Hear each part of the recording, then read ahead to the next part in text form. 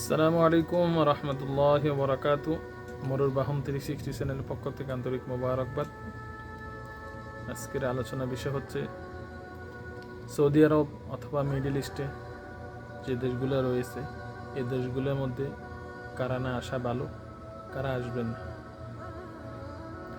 আপনারা জানেন মিডল ইস্টের যে রাষ্ট্রগুলো এই দেশগুলোর মধ্যে আপনার পড়াশোনার যে একটা মান রয়েছে, এই সম্মানটা মিডল ইস্টে নাই। মধ্যপ্রাচ্যের দেশগুলোতে তারা গণনা করে না, মূল্যায়ন করে না।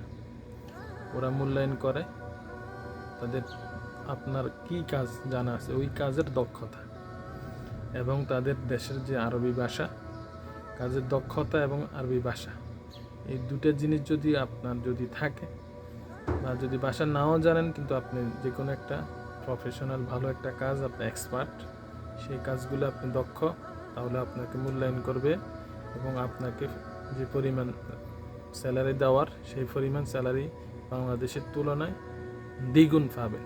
দ্বিগুণ অথবা 3 গুণ পর্যন্ত বেতন পাওয়ার সম্ভাবনা রয়েছে 100%। যাদের মামু খালু নেই, যাদের আত্মীয় স্বজন ভাই ব্রাদার মামু বা পিতা মাতা যারা আছে তাদের নাই, তারা মিডল ইস্টে না আসা ভালো। যাদের এই ধরনের লোক নাই তারা যদি আসেন, বিশেষ করে তারা অনেক কষ্টের মধ্যে দিন যাপন করতে হয় এবং তারা বিভিন্ন রকমের বিপদের সম্মুখীন হতে হয়। আরেকটা হচ্ছে আপনার যদি ক্যাশ টাকা থাকে তাহলে কিন্তু আপনি যদি 3 লাখ টাকা 3.5 লাখ টাকা যদি ক্যাশ টাকা থাকে তাহলে আপনার ওই টাকা খরচ করে আপনি বিদেশে আসতে পারেন। আসার পরে আপনার কোনো ফেরা থাকবে না, কষ্ট থাকবে না, ফেরাসানি যে মেন্টালি যে একটা ফেরাসানি থাকে ওটা থাকবে না। আপনি যদি দেনা করেন, সুদের উপর টাকা নিয়ে আসেন, বিভিন্ন রকমের এই দেনা করে যদি আপনি টাকা খরচ করে বিদেশে আসেন, তাহলে আপনার জন্য বিদেশটা আসলেই কষ্টদায়ক এবং বিভিন্ন রকম সমস্যার সম্মুখীন হতে হবে। এর জন্য যদি ক্যাশ টাকা থাকে তাহলে আপনি আসতে পারেন।